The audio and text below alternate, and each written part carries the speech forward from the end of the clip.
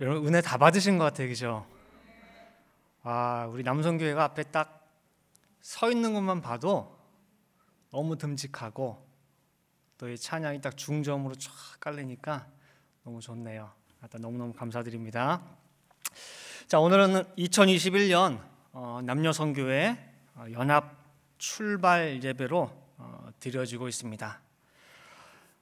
비단 남녀선교회뿐만 아니라 모든 기관들의 직분 맡으신 분들 또한 모든 성도들에게까지 한 사람 한 사람 전부 내가 직분자 그리고 일꾼의 심정으로 이제 오늘 말씀에 집중해 주시기를 바라겠습니다.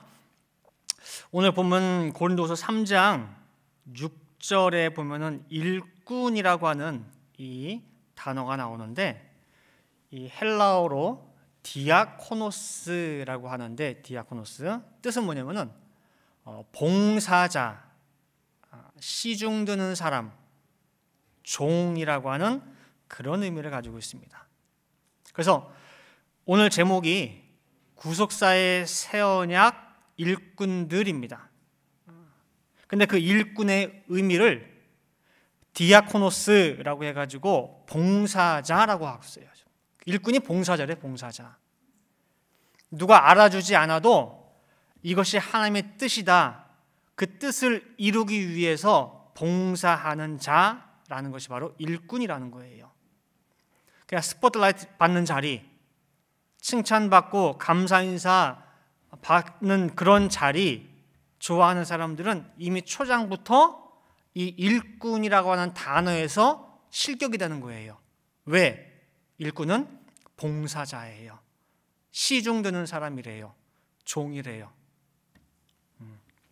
그래서 이 디아코노스의 일꾼은 철두철미 섬기는 자세입니다. 절대로 제세하지 않습니다. 100번 심부름을 시켜도 얼굴 구겨지는 법이 없이 그대로예요. 삐쭉삐쭉 하게 되면은 시키는 주인도 사실은 눈치 보게 돼요. 마음이 불편해요. 근데 아니에요. 이 디아코노스, 이 일꾼은 몇 번을 시켜도 그대로, 그러니까 주인이 일을 시켜도 마음이 편해요. 그래서 오늘 이러한 일꾼들이 늘분동산의 모든 성도들 되시기를 간절히 바라는 마음으로 함께 살펴보도록 하겠습니다. 첫 번째로 누가 교회의 일꾼을 세우는가? 교회의 일꾼을 누가 세우는가 할 때에 그 기원은 하나님이십니다. 하나님. 목사가 세운 것도 아니고 장로가 세운 것도 아니고 또 누가 시켜서 맡게 되는 것도 아니라는 거예요. 물론 보이는 표면적 모습으로 볼 때에는 사람의 손을 빌려서 이루어진 것으로 보입니다.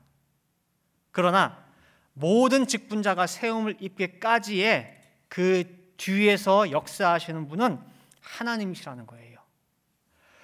골로새 1장 25절 말씀 보시면은 내가 교회 일꾼 된 것은 하나님이 너희를 위하여 내게 주신 경륜을 따라 하나님의 말씀을 이루려 함이니라 말씀하고 있어요. 사도 바울에게 하나님께서 뜻하신 경륜이 있대요. 그 경륜을 나한테 뒀대요. 그래서 나를 일꾼 삼으셨다는 거예요. 사도 바울이 내가 그냥 일꾼 된 게 아니라 하나님이 나를 통해 이루고자 하는 뜻과 경륜이 있어. 근데 그 대상이 누구냐? 너희라는 거예요. 그래서 그 뜻을 이루고자 하기 위해서 하나님이 나를 세우셨다는 거예요.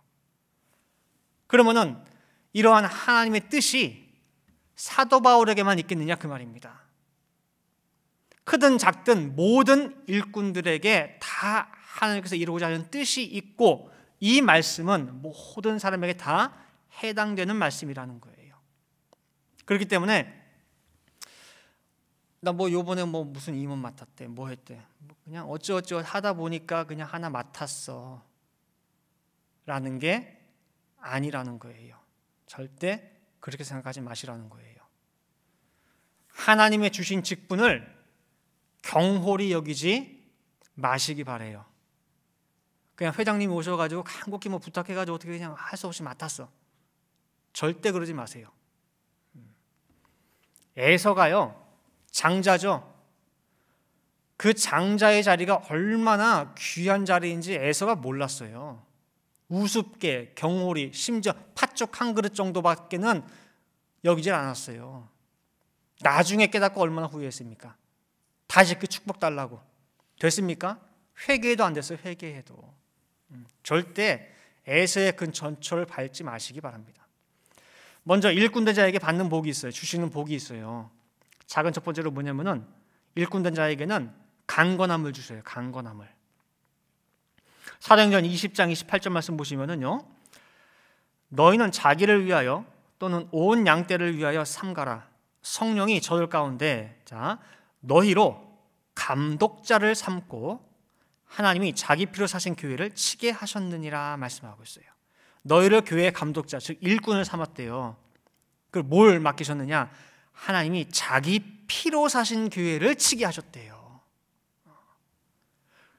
교회는요, 주님의 피로 사신 구령단체, 사람의 영혼을 구원하는 단체예요. 그래서 이 땅 위에 있는 어떠한 건물, 어떤 단체보다 가장 하나님께서 뭐예요? 귀하게 여기시는 곳이에요. 이 땅 위에 있는 하늘나라 대사관이에요. 그래서 하나님의 관심이 여기에 다 집중되어 있고 또 거기에서 일하는 일꾼 세우시는 것에 가장 중점을 두셔요. 자, 생각해 보세요. 세상에서도 내가 이 귀한 자리에 어떤 책임을 누구한테 주려고 하는데 암 사기야, 암 말기야, 곧 죽을 사람이야. 그럼 맡깁니까? 안 맡기죠. 곧 병들어 죽을 것 같은 사람만 세우시겠습니까? 하나님께서도? 아니에요. 금방 그 자리 못할 사람은 안 맡겨요. 몸이 좀 약해? 그러면은 그 사람이 일을 감당할 수 있도록 하나님께 뭘 주시느냐? 강건함을 주셔요. 이것저것 뭐 직장 문제, 건강 문제, 자녀 문제 뭐 걸려 있어요? 경제 문제? 그럼 뭐예요? 그러면 그 일에 집중할 수 있도록 주변 모든 일들을 하나님께서 야, 걱정하지 마. 내가 책임져 줄게. 너는 내가 너한테 맡긴 이 일에 중점적으로 집중해 달라는 거예요. 그래서 모든 일에 하나님께서 책임져 주시고 강건함을 주시게 됩니다. 왜냐? 너는 내가 택한 일꾼이야. 너의 주업이 네가 맡은 그 직분이야. 그 외의 것들, 부차적인 것들은 내가 다 해결해 줄게라는 거예요. 그래서 강건함과 평안을 주십니다. 그 다음에 두 번째로는요, 작은 두 번째로 일꾼 된 자는요, 하나님께서 특별히 더 기도해 주셔요. 기도해 주셔요. 예수님께서 부활하시고 이 땅에 40일 동안 계시다가 승천하시면서 그냥 올라가셨느냐? 아니죠. 인류를 향해서 축복을 했습니다. 그리고 축복하시면서 기도하시면서 올라가셨어요. 기도하시면서. 마태복음 28장 19절 20절 말씀 보시면은 큰 대사역 명령을 주셨죠. 뭐냐? 그러므로 너희는 가서 모든 족속으로 제자를 삼아 아버지와 아들과 성령의 이름으로 세례를 주고 내가 너희에게 분부한 모든 것을 가르쳐 지키게 하라. 볼지어다 내가 세상 끝날까지 너희와 항상 함께 있으리라 하시니라 그랬어요. 이 죄악이 차고 넘치는 그 관영한 세상에 세상을 구할 복음의 일꾼들을 이 땅에 남겨놓고 가시는데 그냥 가시겠냐 그 소리예요. 이 제자들 이 땅에 남아서 나의 일들을 일할 일꾼들을 위해서 기도하지 않겠냐 그 소리예요. 예수님께서. 그 기도의 손이 내려오겠냐 그 소리예요. 지금도 간구하는 그 손이 내려오지 않고 있어요. 로마서 8장 34절 말씀 보시면은요, 누가 정죄하리요? 죽으실 뿐 아니라 다시 살아나신 이는 그리스도 예수시니 그는 하나님 우편에 계신 자요 우리를 위하여 간구하시는 자신이라 말씀하고 있잖아요. 지금도 기도하고 간구하는 그 손이 내려오지 않고 있다는 얘기예요. 우리도 기도할 때에 내 기도만 하는 게 아니라 이제 누군가를 위해서 또 생각나는 성도들을 위해서 기도하잖아요. 기도 쭉 할 때에 제일 먼저 우선순위로 기도하는 제목들이 쭉 있어요. 근데 그것도 우선순위가 있어가지고 끄트머리에 있는 기도 제목들은 가끔 잊어버리기도 하잖아요. 그죠? 기도에 하는 데 있어서도요, 우선과 차선이 있어요. 그런데 우리 복음의 일꾼들은 예수님의 기도 대상 중에서 뭐예요? 영순위. 항상 제일 먼저 해요.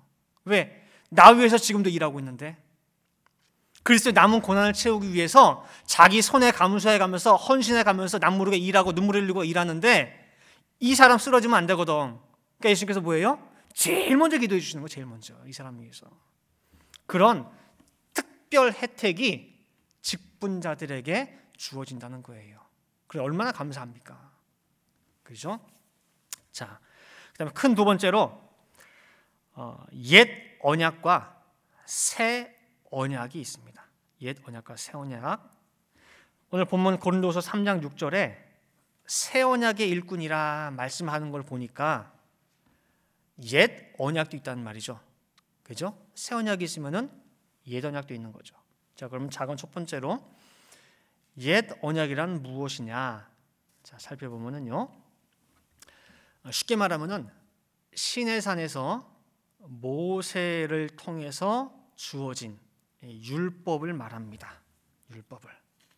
근데 이 옛 언약 율법에 대해서 사도 바울은 핵심적으로 아주 심플하게 정의하기를 뭐라고 했느냐? 이 옛 언약 율법은 죽이는 법이다라고 했어요. 죽이는 법이다. 고린도서 3장 6절에 나와 있죠. 저가 또 우리를 새 언약의 일꾼 되기에 만족해 하셨으니 의문으로 하지 않고 오직 영으로 함이니 의문은 죽이는 것이요 영은 살리는 것임이니라 말씀하고 있어요. 자, 의문 이게 뭐냐면은 뭐 물음표, 뭐 퀘스천 마크 그 의문이 아니에요.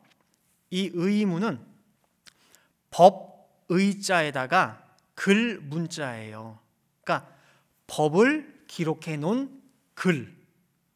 아시겠죠? 그래서 의문 그런 뭐냐면은 어떤 예식서, 뭐 율법서, 어떤 뭐 그런 것들 얘기하는 거예요. 그래서 수백 가지에 달하는 율법의 여러 규정들을 말합니다. 그래서 죄를 알고 깨닫게 만들고 그 다음에 깨닫고 나면은 용서해 주는 게 아니라 더 많은 법을 동원해 가지고 죄의 그 울타리 안에 꽁꽁 가둬버려요. 올가매요. 그리고 결국에는 죽이는 것이 바로 이 율법, 옛 언약이라는 거예요. 그래서 로마서 7장 9절에 사도 바울이 뭐라고 했느냐? 전에 법을 깨닫지 못할 때에는 내가 살았더니 계명이 이름에 죄는 살아나고 나는 죽었도다 말씀하고 있어요. 자, 7장 11절도 보면은요. 죄가 기회를 타서 계명으로 말미암아 나를 속이고 그것으로 나를 죽였는지라. 바로 이것이 옛 언약입니다. 율법의 정의예요. 그러면 이런 옛 언약의 유통 기한은 언제까지냐 할 때에 언제까지일까요? 그죠? 세례 요한 때까지예요. 세례 요한 때까지. 마태복음 11장 13절 말씀 볼 때에 모든 선지자와 및 율법에 예언한 것이 요한까지니 말씀하고 있습니다. 그래서 요한까지 해서 율법의 모든 것들을 다 마치고 그 안에서 다 세례로 씻고 그 다음에 누구한테 인수인계하는 거예요? 예수님께 인수인계를 하는 거란 말이에요. 자, 그러면은 우리는 옛 언약에 속해 있습니까? 새 언약에 속해 있습니까? 예? 대답 신중히 잘하세요.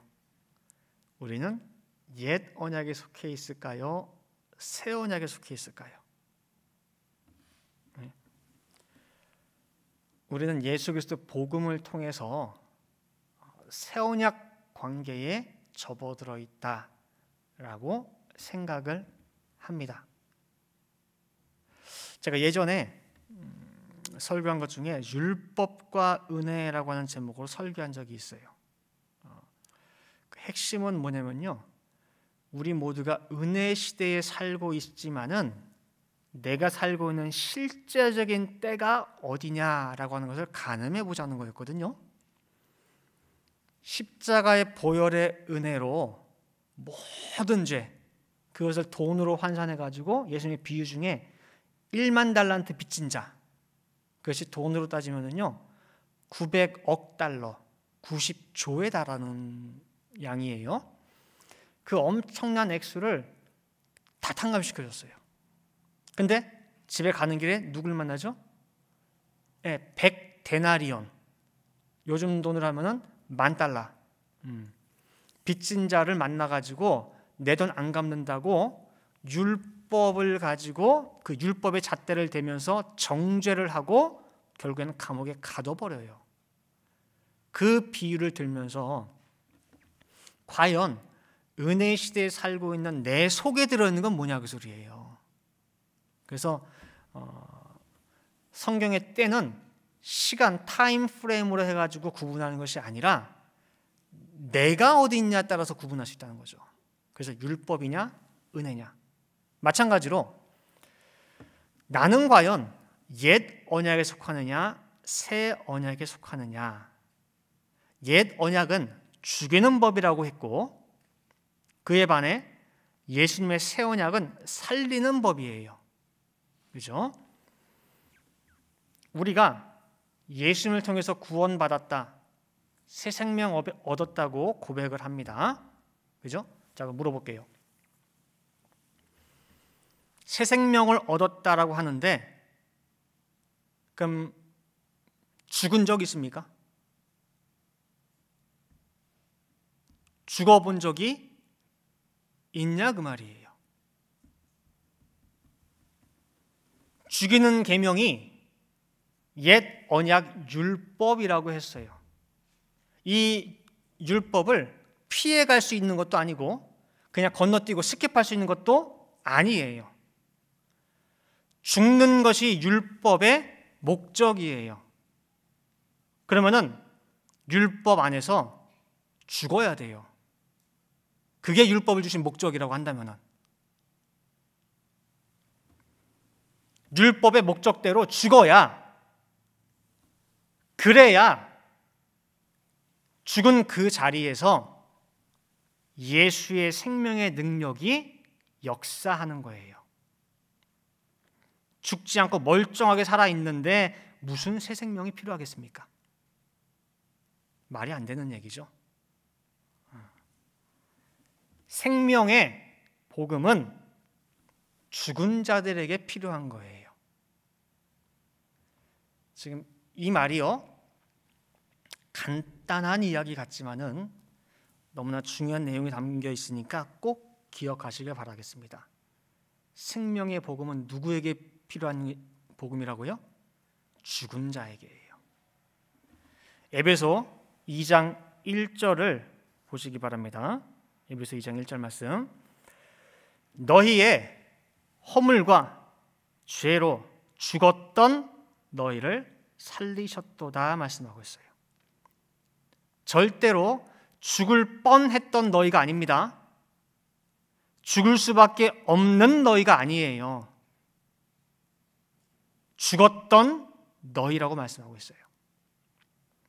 그 다음에 요한복음 5장 25절 말씀에도 진실로 진실로 너희에게 이르노니 죽은 자들이 하나님의 아들의 음성을 들을 때가 오나니 곧 이때라. 듣는 자는 살아나리라 그랬어요. 여기서 이 죽은 자들이 진짜 공동묘지에 장사지는 그 사람들입니까? 그러면은 예수님은 이 말씀을 공동묘지에서 하셔야 돼요. 문자 그대로 해석하게 되면은. 그런데 분명히 말씀하시기를 죽은 자들이 아들의 음성을 듣는다 말씀하고 있어요. 죽은 자들이 들을 수 있는 것이 복음의 기쁜 소식이에요. 왜? 죽었기 때문에 기쁜 거예요. 산 사람은 기쁜 소식이 아니에요. 왜? 살아있으니까. 죽었는데 살려주겠대. 생명을 주겠대. 그래서 기쁜 거예요. 여기 죽은 자들이 아들의 음성을 듣는다라고 하는 죽은 자들 가운데 한 명이 누구냐? 바로 사도 바울이에요. 아까 읽은 로마서 7장 9절 말씀에 사도 바울이 분명히 뭐라고 했어요? 나는 계명으로 말미암아 죽었다라고 고백하고 있잖아요. 그래서 복음은 누구에게나 복음이 아닙니다. 사도 바울처럼 죽은 자들에게 복음이 참 복음 되는 거예요. 새 생명의 기쁜 소식이 되는 거예요. 그리고 이 사람들이야말로 제대로 아까 읽은 마태복음 11장 13절 말씀의 모든 선지자와 예언과 율법의 옛 언약을 통과하고 마침을 찍은 사람들이라는 것이에요. 그래서 옛 언약, 율법은 피해가거나 스킵할 수가 없습니다. 건너뛸 수가 없어요. 율법은 죽이는 거니까 난 죽기 싫어. 피해갈래. 바로 예수님한테 복음 그 자리로 갈래. 라고 하는 게 안 돼요. 왜냐? 복음으로 이끄는 몽학 선생이 바로 이 율법이기 때문에 그래요. 오늘 두 번째 본문에 나와 있죠. 갈라디아 3장 24절 말씀 보시면은 이같이 율법이 우리를 그리스도에게로 인도하는 몽학 선생이 되어 우리로 하여금 믿음으로 말미암아 의롭다 함을 얻게 하려 함이니라 말씀하고 있잖아요. 이 몽학 선생이 뭐냐라고 할 때에 어두울 몽자에 배울 학자 그래가지고 어린아이 때에 아직 사리 분별 못하고 판단력이 아직 없고 할 때에 가르치는 선생님이에요. 우리 드라마나 영화 같은 데 보면은 큰 부잣집에 항상 정복, 까만색 정복 탁 입고 뭐 시중 드는 집사 있죠. 남자 좀 약간 할아버지 흰 머리도 좀 있고 그 집사님들 그런 분들이 어떻게 보면 몽학 선생 역할을 하는 거예요. 그래서 그 집의 주인이 내 아들이 어려. 그럴 때에 그 현명하고 지혜로운 그 집사한테 이 내 아들을 책임지고 맡아서 가르치라라고 얘기를 해요. 그러면은 그 아들이 그 집 도련님에도 불구하고 집사의 말에 철저하게 따라야 돼요. 집사가 이르는 대로 모든 걸 다 해야 돼. 식사할 때 그냥 막 먹으면 안 돼요. 집사가 탁 치죠. 손가락을 회초를 탁 쳐요. 그럼 먹으면 안 된다고. 정확하게 무슨 포크, 무슨 나이프 쓰고 뭐 쓰고 탁탁 식사해서 가르치죠. 걷는 거, 옷 입는 거, 사람 예의 범절, 대하는 자세 다 누가 가르쳐요? 집사가 가르쳐요. 그 때로는 말 안 들을 때 호되게 야단도 맞고 회초를 맞고 무섭게 대합니다. 언제까지? 이 아들이 커서 장성할 때까지. 그때까지는 그 집사 밑에서 배우는 거예요. 그게 바로 뭐예요? 성경에서 말하는 몽학 선생이에요. 그래서 이 옛 언약은 새 언약이 올 때까지 필요해요.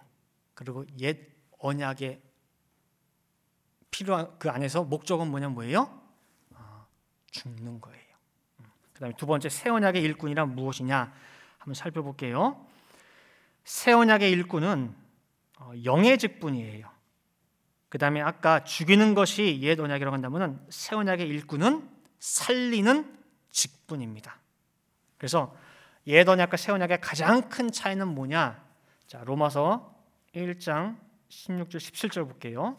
로마서 1장 16절 17절 말씀 보시면은 내가 복음을 부끄러워하지 아니하노니 이 복음은 모든 믿는 자에게 구원을 주시는 하나님의 능력이 됨이라. 첫째는 유대인에게요 또한 헬라인에게로다. 자, 17절 보세요.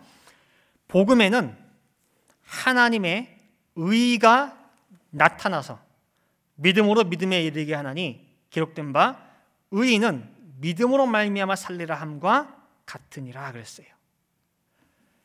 복음에는 참 특별한 게 뭐냐면요, 하나님의 의가 거기서 나타난다 말씀하고 있어요. 이것을 율법에 적용해 보게 되면은 율법은 아무리 해도 하나님의 의가 나타나지 않는다는 말이에요. 하나님의 의. 자, 이제 복습하는 차원에서 물어볼게요. 몇 번 물어봤었어요. 자, 구술사 10권에서 의가 무엇이라고 배웠는데 기억나세요? 의가 뭐예요? 야, 대답 나오시는 거 보니까 아시네. 우리가 모든 생각하는 바, 행동하는 바, 그죠? 생각과 행동이 무엇과 일치하는 단계? 그렇죠. 하나님의 뜻과 일치하는 상태가 바로 의라고 했어요. 그죠? 그래서 의인이다, 의인이다 라고 할 때는 무슨 말을 하고 행동을 하도 다 그것이 하나님께서 기뻐하시는 일이고 하나님 기뻐하시는 말이고 하나님의 마음과 합해요. 그래서 뭘 해도 뭐예요? 하나님이 다 기뻐하셔요. 의인이 하는 것들은. 그죠? 그래서 의라고 하는 것은 이 땅에 속한 것이 아니에요. 하늘에 그 소속을 두고 있어요. 어떻게 표현을 하려고 하다 보니까 의라고 하는 단어를 쓸 뿐이지 의가 속해 있는 곳은 땅이 아니라 어디예요? 하늘이에요. 시편 85편 11절 말씀에도 보면은요, 진리는 땅에서 솟아나요. 의인은 어디에서? 하늘에서 하감하였도다 말씀하고 있어요. 그래서 하늘 세계에 속한 이 의는 세상의 어떤 뛰어난 사상이나 이론이나 어떤 철학 속에도 깃들어 있을 수가 없어요. 다 땅의 거니까 그것들은 전부 다. 오직 어디에만? 복음 안에서만 이 의가 발견될 수가 있다는 거예요. 그러니 복음이 얼마나 귀합니까? 하나님의 의라고 하는 거, 하나님에 대한 어떤 그것을 다른 데서는 발견할 수가 없어요. 복음에서만 찾아요. 복음에서만. 그리고 그 의가 나타나고 그 의에 기초해가지고 믿음이라는 것이 시작되는 거예요. 믿음이 시작돼서 믿음에서 더 큰 믿음으로, 그 믿음에서 좀 더 큰 믿음으로, 좀 더 큰 믿음으로 이르게 된다는 거예요. 그래서 의와 마찬가지로 믿음이라고 하는 이 또한 땅에 속한 것이 아니에요. 뭐 사람끼리 믿는 믿음, 부모 자식 간에 믿는 믿음, 그 믿음이 아니에요. 어떻게 표현할 수 있는 방법이 없다 보니까, 단어가 없다 보니까 믿음을 쓰긴 쓰는데 이 믿음도 땅에 속한 단어가 아니에요. 자, 요한일서 5장 4절 말씀 보시면은요, 요한일서 5장 4절에 대저 하나님께로서 난 자마다 세상을 이기느니라. 세상을 이긴 이김은 이것이니 우리의 무엇라? 믿음이니라 그랬어요. 자, 믿음이라고 하는 것이 세상에 속했으면은 세상과 왜 싸우겠어요? 그죠? 세상에 속하지 않았을 뿐만 아니라 세상과 싸우는 무기가 바로 뭐라는 거예요? 이 믿음이라는 거예요. 이처럼 새 언약 속에는 하나님의 의가 나타나고 그로 말미암아 세상을 이기는 믿음까지 생기게 하는 것이 새 언약이에요. 그러니 이게 얼마나 귀합니까? 그리고 그 새 언약을 위해서 일할 일꾼이 얼마나 귀한 사람들이냐 그 말이에요. 그래서 여러분들이 그렇게 귀한 사람들이고 세상에 보낸 하늘나라의 대사들이에요. 대사들. 그래서 우리가 전하는 이 복음은 그냥 사람의 언어, 사람의 말이 절대 아닙니다. 하늘 대사의 말 속에는 그 상대방을 살리는 영이 있고 생명이 담겨져 있어요. 그래서 살리는 역사를 하는 것이 바로 뭐예요? 이 새 언약의 일꾼들이라는 거예요. 요한복음 6장 63절에 보면은 살리는 것은 영이니 육은 무익하니라. 내가 너에게 이른 말이 영이요 생명이라 말씀하고 있잖아요. 예수님의 그 복음을 누가 전하는 거예요? 우리가 대언의 영을 받아서 전하기 때문에 우리의 말 속에도 뭐가 있어요? 영이 있고 생명이 담겨 있는 거예요. 그게 새 언약의 일꾼들이 특별한 이유예요. 아시겠죠? 자, 이제 결론 맺도록 하겠습니다. 지금까지 살펴본 이 귀한 새 언약, 복음. 자, 이 복음의 시작이 누굽니까? 기원이 누구예요? 예수님? 아니에요. 이 복음의 시작, 기원이 누구냐라고 할 때 아브라함이에요. 아브라함 때에는 아직 옛 언약에 속하는 율법도 나오기 전이에요. 그렇죠? 모세 때 줬으니까. 근데 옛 언약에 속하는 율법이 있기도 훨씬 전에 이미 먼저 복음이 있었어요. 그리고 아까 복음이 있는 곳에서 의가 나타나고 의로 말미암아 뭐가 생긴다고 했죠? 믿음이 생긴다고 했죠.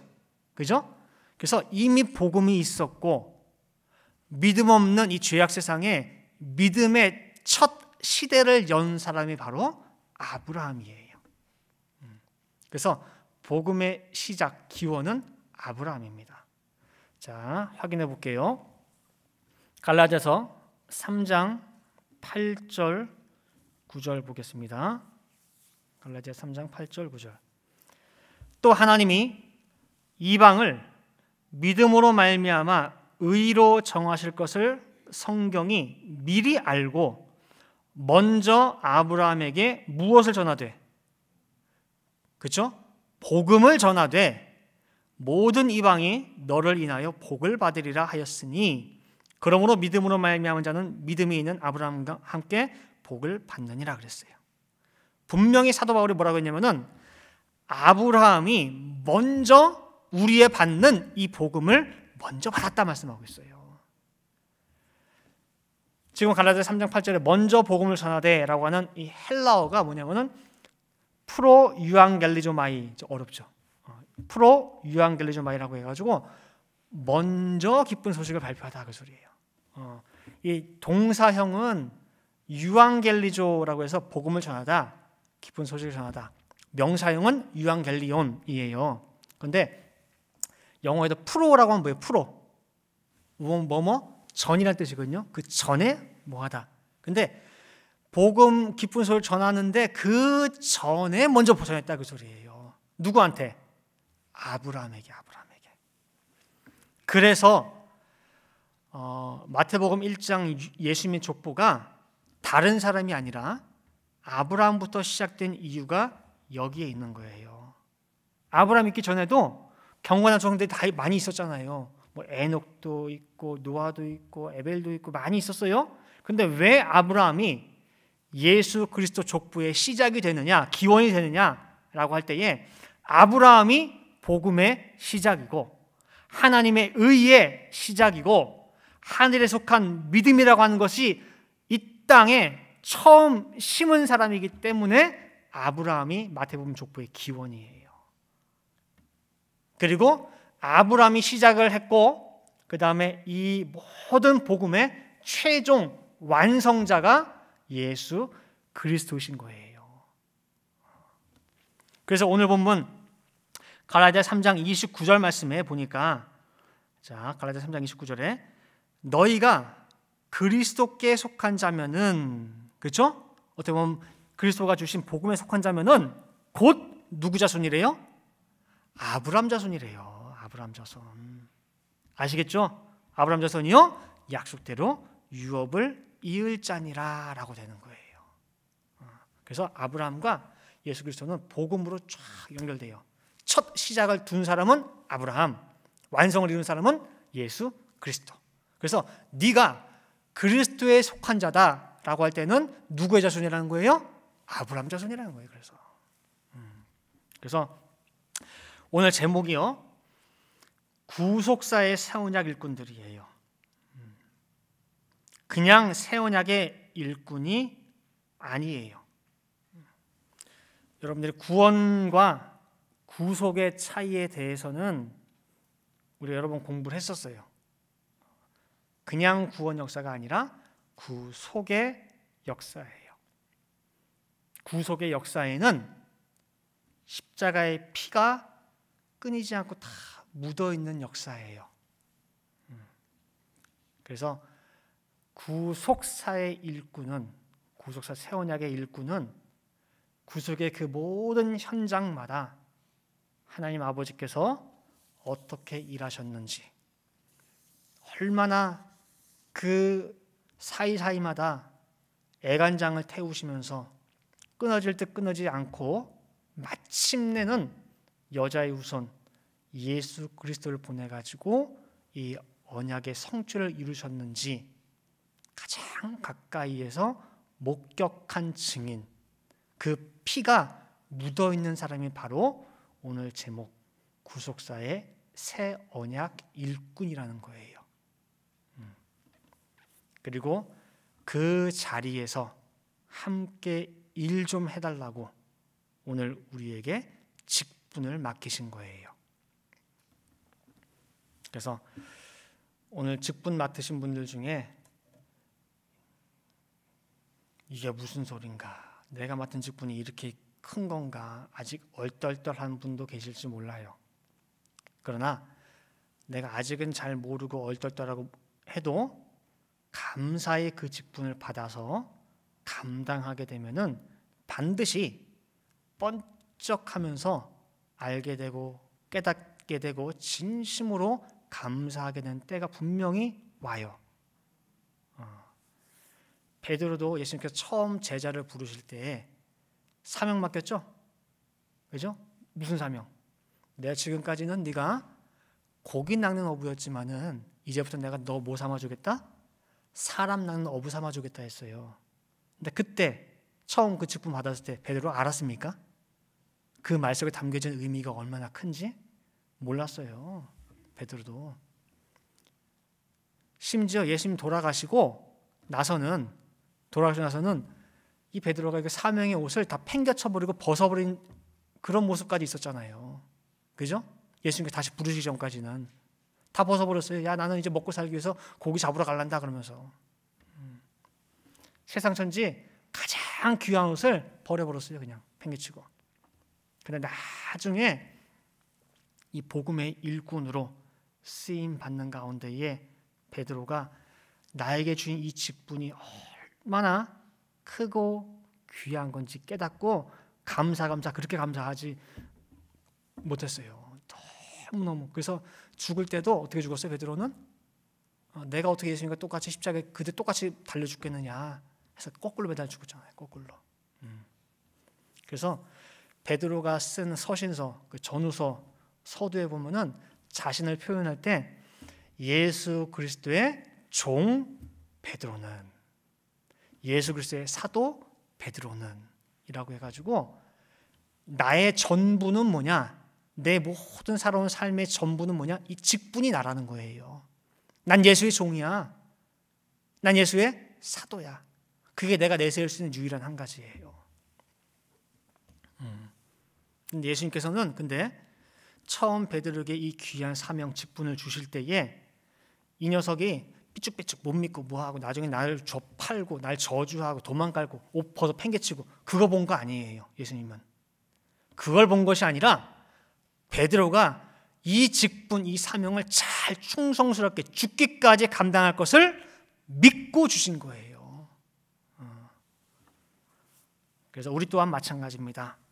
우리 또한 구속사 새 언약의 일꾼이라고 하는 그 사명과 직분을 맡겨주실 때에는 현재의 나를 보고 주신 것이 아니라 충분히 분명히 이것을 감당할 것을 보시고 그 믿음으로 우리에게 주신 거예요. 그러니 우리는 뭐예요? 지금의 내 자리에서 충성스럽게 성실하게 감당하면은 이 직분이 나를 만들어줘요.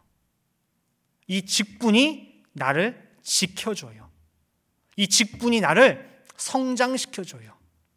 그 나중에 가게 되면은 뭐냐면은 내가 장로다, 내가 목사다, 내가 권사다, 내가 뭐 성교회 회장이다, 총무다, 뭐다 그러면은 나중에 이 직분이 내가 돼요. 너 이 땅에서 뭐 하다 왔니? 뭐가 너한테 남겨진 제일 자랑스럽고 귀한 거니? 라고 할 때에 내가 뭐 삼성 뭐 이사까지 했어요. 뭐 전무까지 했어요. 무슨 어느 회사 사장까지 했어요. 그게 아니라 저요? 저는 목사였습니다. 저는 장로였습니다. 저는 권사였습니다. 특별히 구속사 사역을 위해서 일한 목사고 장로고 권사고 집사고 내가 모든 직분을 맡았습니다. 그것이 내가 되는 거예요. 그래서 여러분들 맡겨진 바 직분이 크고 작고를 떠나서 정말 충성스럽고 성실하게 잘 감당하시기를 간절히 바라겠습니다. 함께 기도하시겠습니다. 사랑과 은혜가 충만하신 아버지 하나님, 2021년 1월 31일 이렇게 남녀 선교회 연합 출발 예배로 드릴 수 있도록 인도하여 주심을 아버지 감사를 드립니다. 또한 오늘 이 출발하는 자리에 여러 가지 모습으로 직분받은 우리 일꾼들이 정말 출발하는 선상에 서 있습니다. 아버지, 세상에 많은 감투들이 있고 타이틀이 있고 직분들이 있지만은 아버지 하나님의 가장 귀한 이 교회에 직분 맡은 사람들입니다. 하나님께서 가장 귀히 여기시는 한 사람 한 사람인 줄 믿사오매 아버지, 이 직분을 잘 감당할 수 있도록 지혜를 허락해 주시고 명철을 허락해 주시고 능력을 허락하여 주시옵소서. 또한 이 직분을 감당하는 데 있어서 온전히 집중할 수 있도록 저희의 모든 부차적인 생활의 현장, 건강의 문제, 자녀 문제, 모든 것들 아버지께서 책임져 주시고 또한 이 직분자들이 일하는 가운데 혹여라도 힘들어 주저앉거나 쓰러지지 않도록 정말 온전히 끝까지 제일 우선순위로 기도해 주시기를 간절히 바라고 원합니다. 아버지의 그 기도의 후원과 주시는 능력을 받아서 우리 직분자들 맡겨진 바 구속사의 말씀을 위하여 뛰고자 하오니 아버지 힘주시고 능력 주시어서 모든 하는 일마다 아버지의 마음을 시원케 해드릴 수 있고 아버지께 기쁨의 열매만 드리는 모든 일꾼들 다 되게 도와주시옵소서. 이 죄악이 관영한 세상에 하늘나라의 대사관이 이 늘푸른 동산교회요, 또한 이 대사들이 우리 성도 한 사람 한 사람인 줄 믿사오매 이 맡은 바 직분, 목사는 목사답게, 장로는 장로답게, 권사, 집사 모든 유아의 한 사람이 이르기까지 나의 맡겨진 직분이 곧 나라고 하는 그런 심령으로 힘을 다하여 뜻을 다하여 애쓰고 힘쓰는 2021년 되게 도와주시옵소서. 그리하여 우리 모든 한 사람 한 사람을 보시는 가운데에 잘하였다 충성된 종아, 내가 너를 볼 때마다 너무나 마음이 흐뭇하고 기쁘고 좋구나 칭찬 들을 수 있는 모든 성도들에게 도와주시옵소서. 그리고 오늘 출발하는 이 처음 마음가짐이 절대로 흐려지지 않게 끝까지 간수할 수 있게 도와주셔서 반드시 저희들이 작정하고 결심한 대로 2021년 연말에는 정말 아버지 앞에 기쁨의 열매, 풍성한 열매를 드릴 수 있도록 역사하여 주시옵소서. 기도한 대로 될 줄을 믿고 감사드리며 이 모든 말씀 사랑이 많으신 예수 그리스도 받들어 기도 올려옵나이다. 아멘.